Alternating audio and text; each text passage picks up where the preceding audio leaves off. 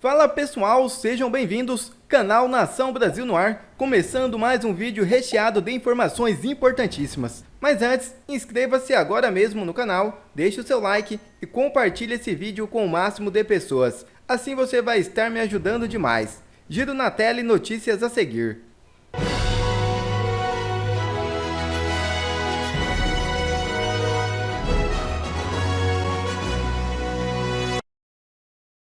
Urgente. Alexandre de Moraes ordena a soltura de Felipe Martins. É isso mesmo. O ministro Alexandre de Moraes, do Supremo Tribunal Federal, determinou nesta sexta-feira 9 a soltura de Felipe Martins, ex-assessor de assuntos internacionais do ex-presidente Jair Bolsonaro. Martins estava preso preventivamente desde fevereiro, acusado de participar de uma suposta trama golpista no fim de 2022. Martins vinha tentando provar há 6 meses que não havia viajado aos Estados Unidos a bordo de um avião do governo brasileiro, burlando o sistema migratório americano. A defesa do ex-assessor argumentou que não havia evidências de sua saída do país naquele período, tese que foi apoiada pela Procuradoria-Geral da República há 10 dias. Em parecer, o procurador-geral Paulo Gonet citou dados de geolocalização obtidos do celular de Martins que parecem indicar uma razoável segurança à permanência do investigado no território nacional no período questionado. A operadora da telefonia TIM forneceu à corte informações que mostraram a presença de Martins no Paraná e em Brasília no final de 2022. A prisão de Martins foi parte da Operação Tempus Veritatis, que investigava uma organização criminosa supostamente envolvida em uma tentativa de golpe de Estado. Segundo o inquérito, a trama incluía a elaboração de uma minuta golpista que previa a prisão de Moraes e intervenção do Tribunal Superior Eleitoral. De acordo com a delação premiada de Mauro Cid, ex-ajudante de ordens de Bolsonaro, Martins teria elaborado a minuta após as eleições de 2022. Informações da Polícia Federal indicavam que ele esteve no Palácio da Alvorada em várias datas de novembro e dezembro de 2022. A defesa de Martins apresentou documentos para contestadas alegações, incluindo faturas de cartão de crédito e dados de geolocalização, além de certidões oficiais de que sua última entrada nos Estados Unidos ocorreu em setembro de 2022, durante a Assembleia Geral da ONU em Nova York. O advogado Sebastião Coelho criticou a base de provas utilizadas pela Polícia Federal para requerer a prisão de Martins, argumentando que se baseavam em documentos extraoficiais e editáveis encontrados apenas nos dispositivos de Mauro Cid. Com a decisão de Moraes, Felipe Martins será liberado, enquanto a investigação sobre seu envolvimento na suposta trama golpista continua. Vamos à questão central. Alexandre de Moraes, ele tá recuando de novo? Eu vou te falar 2 fatos dessa semana que indicam que sim, que ele tá recuando mais uma vez. Será que o Alexandre de Moraes está sentindo uma mudança de ventos e ele começou a ficar com medo dele ser punido pelos seus abusos? Fica comigo até o fim para você entender por que o Alexandre de Moraes está agora soltando os presos políticos que ele manteve presos por tanto tempo, de maneira ilegal, e que muita gente que acredita que era para forçar uma delação premiada dessas pessoas. Nós vemos aí agora, nesse momento, um novo recuo de Alexandre de Moraes. Vamos lembrar que há um tempo atrás, em uma única semana, houve um recuo do Alexandre de Moraes. Foi um recuo que aconteceu aí alguns meses atrás. Ele recuou na sua ofensiva contra o bolsonarismo, como na época divulgou um veículo de imprensa. O que por si só já é muito estranho. Um ministro não pode fazer uma ofensiva contra uma ideologia. Isso é absolutamente descabido. Mas é o que se noticiou na época. E naquela mesma semana ele havia soltado o Coronel Naime, depois de um ano do Coronel Naime preso, ele havia devolvido as redes sociais do Marcos Duval e ele tinha ainda distribuído um novo inquérito de fake news, não para ele mesmo, como ele sempre fazia, mas para a ministra Carmen Lúcia, o que mostrou aí sinais de recuos do ministro Alexandre de Moraes. Na época nós interpretamos isso como um resultado de uma busca de redução de atritos com o Congresso Nacional e ainda uma busca de evitar que Bolsonaro fosse visto como vítima de uma perseguição, o que claramente é verdade que é sim vítima de perseguição. Isso é um fato hoje incontestável. Mas houve esse recuo, então, de Alexandre de Moraes, e agora surgiram 2 novos fatos nessa semana que sinalizam um novo recuo. Vamos tentar entender esse novo momento. Alexandre de Moraes soltou Silvinei Vasquez nessa semana, que estava preso desde agosto do ano passado, sem nenhuma acusação da Procuradoria-Geral da República. Tinha havido uma denúncia nesse período, mas tinha sido feita pela primeira instância, e essa denúncia tinha sido rejeitada pela Justiça. O que mostra que Silvinei Vasquez ficou preso 1 ano sem um processo criminal contra ele, o que é um absurdo sem tamanho. E aí, além disso, agora nesse momento, ele solta Felipe Martins, que não tinha razão nem para estar preso num primeiro momento, porque nem existia a viagem para os Estados Unidos, que foi invocada como razão da sua prisão. E aí, ontem à noite, nós fizemos uma live com o advogado do Felipe Martins, com o Dr. Sebastião, uma live marcando o tempo de 6 meses de prisão indevida do Felipe Martins. E nessa live, o Dr. Sebastião, ele manifestou a sua indignação pessoal em relação a tudo que estava acontecendo.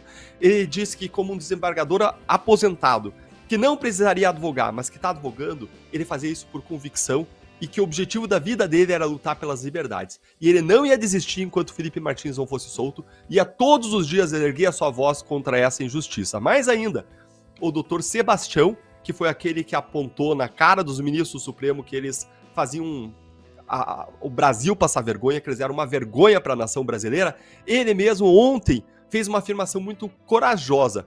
Ele acusou o ministro Alexandre de Moraes de tortura e de prevaricação no caso Felipe Martins. Disse ainda que foram apresentados mais de 10 pedidos de soltura e habeas corpus. E agora, enfim, Felipe Martins foi solto da noite de ontem para hoje. E aí a questão que fica é, a soltura do Felipe Martins faz justiça? Quando a gente olha para o passado, não apaga a injustiça praticada contra Felipe Martins. Não apaga os 6 meses de prisão absolutamente indevida, que não se justifica. Mesmo que ele tivesse ido para os Estados Unidos, isso não é causa para a prisão de alguém. Não existia nenhuma investigação, um mandado de prisão na época contra ele. Mas desde março, a Procuradoria-Geral da República já pedia a soltura dele, dizendo que existiam provas de que ele jamais tinha viajado para o exterior. E veio prova depois de prova, depois de prova, só confirmando que ele nunca viajou. Precisou 6 meses para o ministro Alexandre de Moraes reconhecer aquilo que já era óbvio desde o início, mantendo uma ilegalidade ao longo de 6 meses. Uma prisão sem justificativa e, pior, sem acusação criminal que permitisse sequer que Felipe Martins se defendesse em relação a algum fato de que ele pode vir a ser acusado ou de que ele seria suspeito no momento. Então, em relação ao passado, a soltura de Felipe Martins não apaga a injustiça. E ontem o doutor Sebastião ele colocou de modo muito claro, a mudança, a soltura do Felipe Martins só mostra que a situação ficou absolutamente insustentável. Não é fruto de um fato de que agora o Alexandre de Moraes teria se tornado bonzinho, nas palavras do Dr. Sebastião. Não, se tornou insustentável a manutenção da prisão e isso não apaga os abusos. Os abusos ficaram claros, inegáveis. Em relação ao futuro, a soltura faz justiça? Agora então ele está livre, no estado que ele deveria se encontrar? Faria justiça se fosse uma completa liberdade em relação ao futuro. Contudo, o ministro impôs uma série de cautelares, como cancelamento de passaportes, recolhimento noturno em finais de semana, uso de tornozeleira eletrônica, proibição de redes sociais, de uso de redes sociais e postagem, sob pena de multa diária de R$20 mil por postagem, proibição de se comunicar com outros investigados e por aí vai. Tudo isso é absurdo por si só, porque o ministro só pode impor medidas cautelares diversas da prisão se havia razão inicial para as medidas cautelares. E qual era a razão inicial invocada? Era o risco de fuga, a suspeita de que ele fugiria ou teria fugido para os Estados Unidos. Mas como essa suspeita não se confirmou, todas as cautelares não se sustentam, nenhuma delas se sustenta. Fora isso, essa cautelar específica de uma punição por uso de redes sociais, gente, é absurda. É como você tapar a boca da pessoa. É uma censura medieval em tempos modernos. Essas cautelares são absolutamente descabidas. E aí voltamos à questão original. Alexandre de Moraes, ele tá recuando de novo? Será que ele perdeu a coragem? O que tá acontecendo?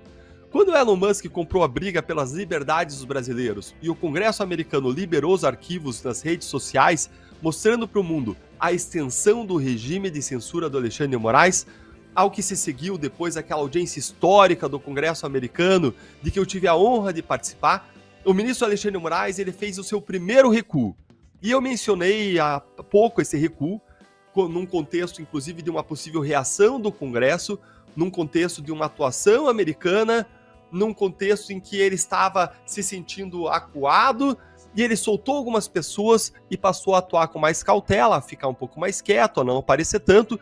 Naquela época eu fiz a seguinte análise, eu falei que o ministro estava assim recuando, porque a partir do momento que a censura e os abusos dele chegaram ao Congresso americano e passaram a ter uma projeção internacional e chamar a atenção do Partido Republicano dos Estados Unidos, ele passou a ficar cada vez mais preocupado com uma reação dos Estados Unidos contra a censura dele. A coisa lá muda totalmente a figura da situação. Por que muda? Muda porque os americanos têm a capacidade de sancionar o Alexandre de Moraes para fazer duas coisas que eu acredito que o ministro não iria gostar nem um pouco.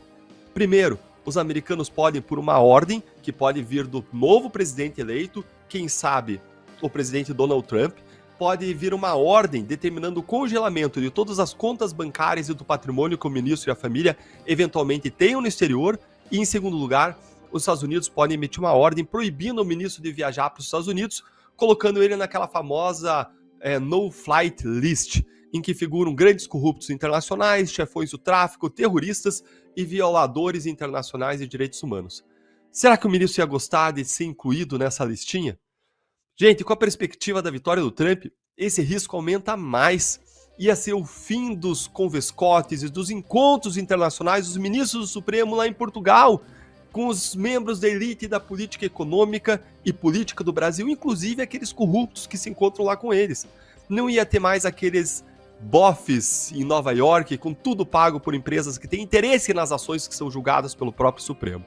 Tudo isso ia acabar. Só que agora, qual que é a motivação para esse aparente recuo do Moraes? Desde as eleições presidenciais da Venezuela, que foram fraudadas por Maduro, eu tenho chamado a atenção nas minhas redes sociais para o quanto o regime de Maduro e o regime de Alexandre de Moraes são parecidos. É simplesmente bizarro. Eu postei lá no meu Instagram, inclusive, uma fala do Maduro contra o Elon Musk e uma fala do Moraes contra o Elon Musk, comparando as duas, uma embaixo da outra. E tanto o contexto quanto o teor das falas desses dois são unânimes, são parecidas, vão no mesmo sentido. Eu fiz até uma análise de que Maduro estava seguindo o manual de abusos do Alexandre de Moraes. Maduro estava fazendo lá, na sua ditadura na Venezuela, tudo o que Moraes fez aqui. Prender de forma arbitrária, injusta e ilegal milhares de pessoas, encarcerando essas pessoas em massa, impedindo o acesso aos advogados e aos autos, pediu ao Congresso a regulamentação das redes sociais para acabar com o ódio com a extrema-direita, atacou Elon Musk como membro da extrema-direita internacional e ainda colocou Elon Musk como bode expiatório dos seus próprios abusos. As semelhanças são várias, e a minha opinião é que essa situação toda da Venezuela fez subir um pouco mais a altura da água no Moraes. Já tinha um contexto de reação no Congresso Nacional, já tem um contexto de reação dos Estados Unidos, tem um contexto de reação da Corte Interamericana de Direitos Humanos, e tudo isso sobe mais a água.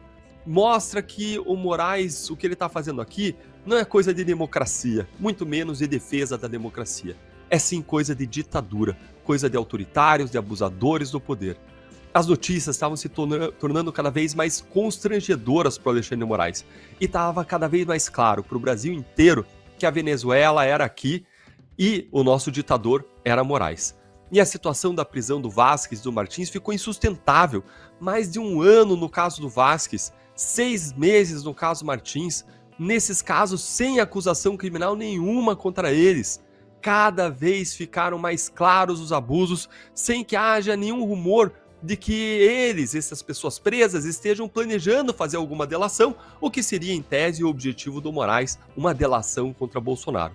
Com isso tudo, aumenta os riscos para o Moraes, seja o risco de uma reação americana do novo presidente eleito, caso seja o Trump, seja de uma decisão da Corte Interamericana de Direitos Humanos, ou ainda de uma reação do Congresso Nacional, sem que exista um potencial benefício da delação em relação ao qual não tem nenhum rumor da parte do Cid Vázquez e nem da parte do Felipe Martins. É por isso que eu acredito que ele passou a recuar agora e soltou o Silvinei e o Felipe. Mas será que isso é pontual ou faz parte de um momento mais amplo de frenagem e de contenção de abusos pelo Supremo? O que você acha? Conta aí pra gente nos comentários. E Maduro ordena suspensão da Rede X na Venezuela por 10 dias. Medida foi anunciada nesta quinta-feira. Nesta quinta-feira 8, o ditador venezuelano Nicolás Maduro anunciou que a rede social X ficará suspensa por 10 dias no país. Ele disse que assinou uma decisão com o órgão regulador de telecomunicações do país, Conatel, para a suspensão. A declaração ocorreu durante ato para apoiadores realizado nesta quinta no Palácio Presidencial de Miraflores, na capital venezuelana. Muito bem, já que falamos de Moraes Maduro, vamos para o gato ou o Kiko. O ditador da Venezuela, Nicolás Maduro, determinou o bloqueio por 10 dias da rede social X em seu país. A medida foi anunciada depois de o líder supremo da Venezuela acusar Elon Musk, também conhecido como Elon Musk, pelo Congresso Brasileiro, que é o proprietário da plataforma, de, adivinhem o quê? Adivinham o quê? Incitação ao ódio e ao fascismo. Vamos ouvir. La red social que se llamaba Twitter, X. Elon Musk es el dueño de X y ha violado todas las normas de la propia red social Twitter, hoy conocida como X. Todas. Y ha violado, incitando al odio, al fascismo, a la guerra civil, a la muerte, al enfrentamiento de los venezolanos, ha violado todas las leyes de Venezuela. Y en Venezuela hay ley. Y vamos a hacer respetar la ley. Por eso he firmado un punto de cuenta con la propuesta hecha por Conatel, la Comisión Nacional de Telecomunicaciones, quien ha decidido sacar la red social X, antes conocida como Twitter, durante 10 días de circulación en Venezuela para que ellos presenten su recaudo. Fuera X por 10 días de Venezuela. Tá muito soltinho, hein? Ficou sem X, hein, professor Suano? Primeiro, meus cumprimentos a ti, Pavinato, doutora Kátia, Geise, o Caio, sempre orgulho e honra. Isso é espetacular, cara. Junto com a dona doutora Kátia aqui, você espetacular. Tá com bordão agora também? Oi? Orgulho e honra. Pô, ficou legal, bordão hein? novo? Ficou legal, hein? Ficou legal. Orgulho e honra. Meus cumprimentos a Oeste e a todos que nos acompanham. Bom, pelo menos agora parece que ele está raciocinando estrategicamente dentro da lógica correta para o erro que ele está cometendo. Porque quando ele tirou o WhatsApp, ele foi de uma imbecilidade gigantesca. Porque os principais adversários deles, que têm capacidade, têm liberdade, têm autonomia e têm coragem para enfrentar as ditaduras no mundo, são o X e o Telegram. E ele tinha mandado todo mundo ir pro Telegram. Olha para ver como ele é um cara tacanho e limitado. Agora, faz parte dentro daquela lógica. Eles precisam destruir os canais para tentar, de alguma coisa, impedir que haja uma manifestação ou para que as pessoas sejam informadas. Um único canal concreto, correto de informação que hoje existe no mundo, com todo respeito, tirando essas redes que realmente preservam a sua honra, dentre elas a Oeste, exatamente a rede social e aquelas que não foram impactadas diretamente pelos ditadores de plantão. E no caso, é óbvio que ele precisa destruir as bases e destruir as estradas para impedir que os carros caminhem e para impedir que os aviões decolem. Se ele retira a pista de pouso e decolagem, ninguém tem como decolar. Mas tem um detalhe. De nada isso vai adiantar, apenas reforça o posicionamento dele e configura cada vez mais a ditadura. Se antes as pessoas tinham dúvida, não, a democracia é relativa, é apenas um modelo de democracia, democracia ditatorial, agora não está mais. Por quê? Porque ele está perseguindo todos, ele está perseguindo os canais, ele está calando a oposição, para que o mundo e a própria sociedade venezuelana não saiba o limite ou o ponto a que ele já chegou de matança, de morte, de perseguição, de sequestro, porque é tudo isso que está configurado nas ações do Maduro. Não tem como aquele regime ser preservado se as informações forem divulgadas. Por isso ele vai no X, não é nem por antipatia com o Elon Musk, ali é para se encerrar os canais de comunicação.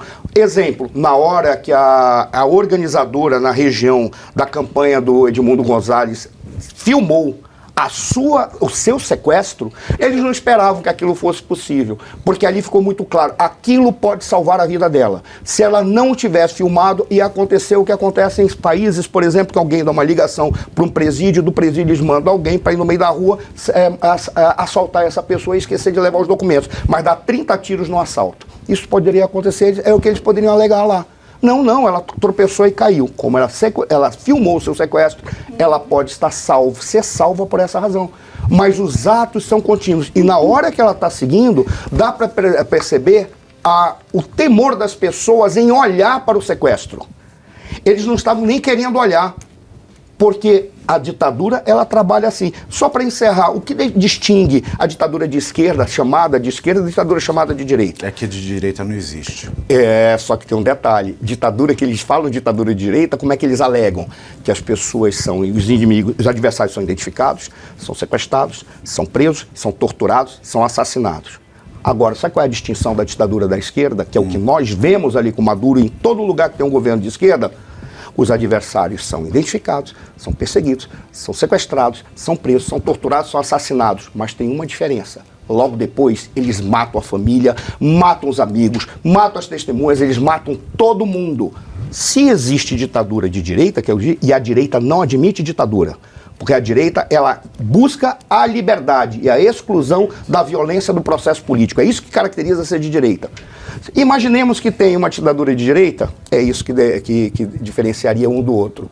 Eles usam a violência na extremidade e eles aniquilam todos que eles podem aniquilar, sem pena, porque eles têm a justificativa de que não, nós estamos vendo o bem do fim da história. Pois é sempre. O Alexandre de Moraes, ele toma medidas contra a internet, sabe como se chama essas medidas? Medidas imorais. Bem bacana. E vale lembrar que eles elegeram um inimigo em comum, né? O Moraes colocou o Elon Musk no inquérito por muito menos do que fez o Maduro. O Maduro falou que a urna aqui é fraudada.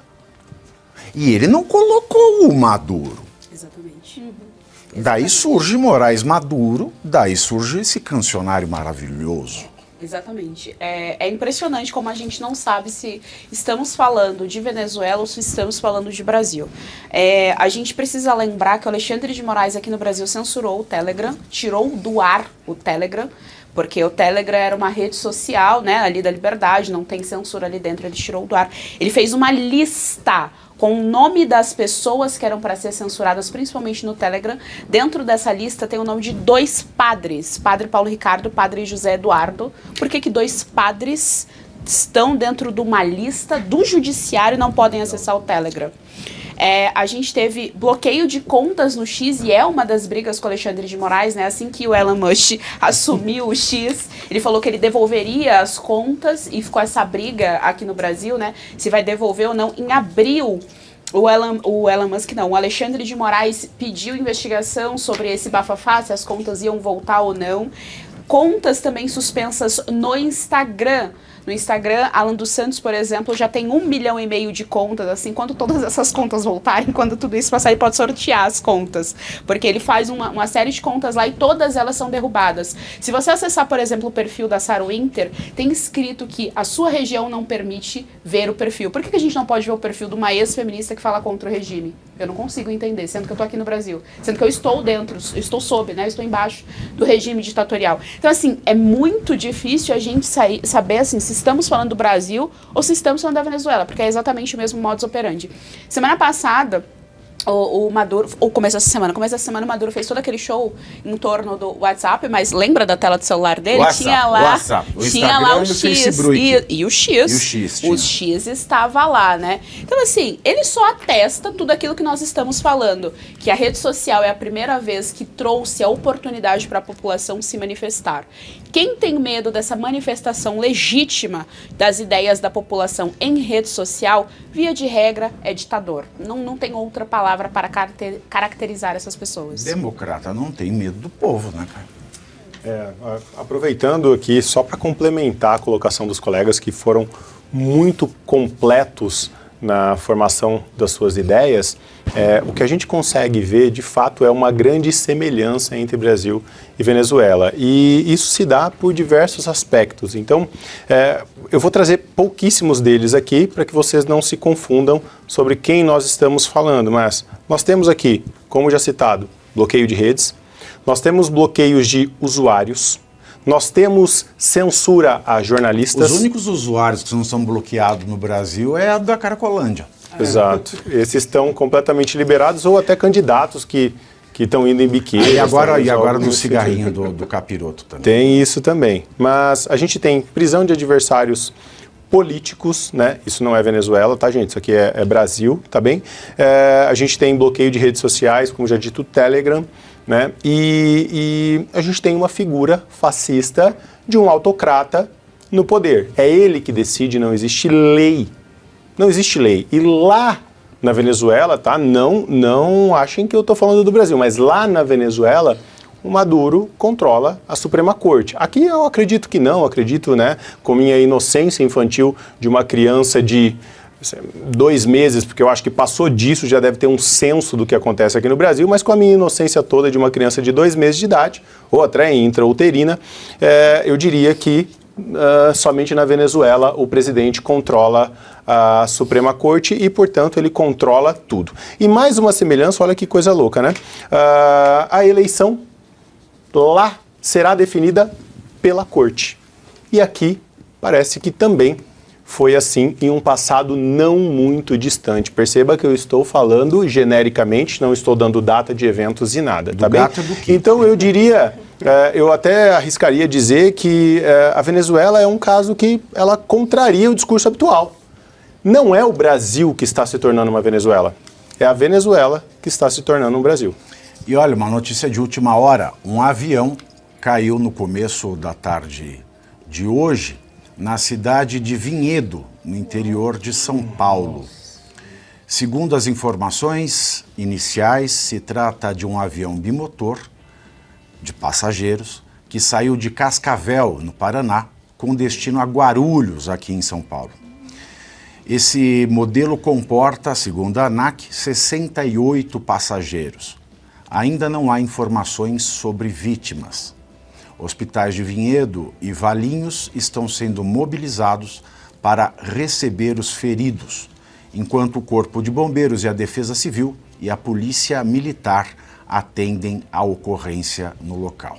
Além disso, o governador de São Paulo, Tarcísio de Freitas, está se deslocando para Vinhedo. Nós voltamos assim que tivermos mais informações e, claro, entregar a você a cobertura desta tragédia, que você também pode acompanhar no site revistaoeste.com. Quer ver mais vídeos como este? Então inscreva-se agora mesmo no canal, deixe o seu like e compartilhe esse vídeo com o máximo de pessoas. Assim você vai estar me ajudando demais. Fico por aqui, um forte abraço e que Deus abençoe a todos. Brasil acima de tudo e Deus acima de todos.